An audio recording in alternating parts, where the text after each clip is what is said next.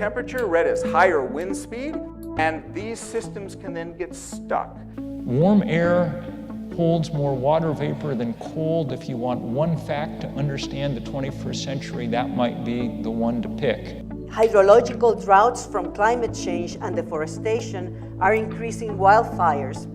We have had science, good science. It's not the science that is failing us, it's people. We need all forms of communication, and that includes art and music and video and dance and theater in order to educate and to motivate that change in how communities engage with climate change. The first thing to do is to organize, to join together. The most important thing an individual can do is not be such an individual for a little while and come together with other people in this fight. So here's Unfractured. The film takes place on the surface of the earth, and it's about the human drama of all this. My name is Sandra Steingraber, and I am Unfractured. We have a permanent ban on fracking now in New York.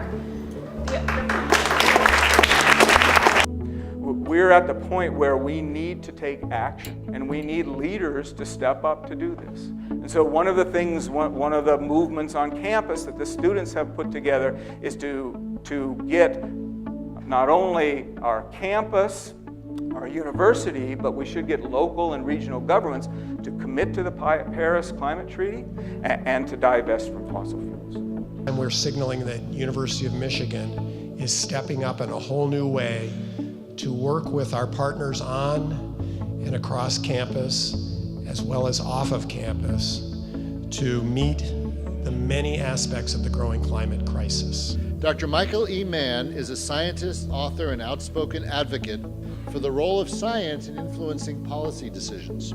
He is one of our nation's leading voices in the battle against climate change caused by human activity.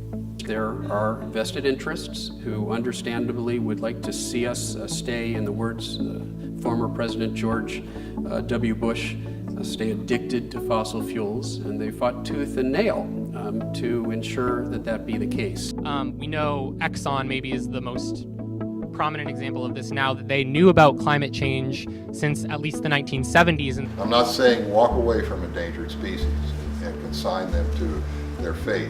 I'm saying preserve as much as you can, but your real goal is to manage the ecosystems for their form and function. There is going to be a fight that people all over the world are engaged in this fight, that while we're meeting here today, there are people meeting in 1,000 other places having this same conversation. It's been the great privilege of my life to get to sort of stand with them, and the great privilege to stand with you all shoulder to shoulder going forward. Thank you very much.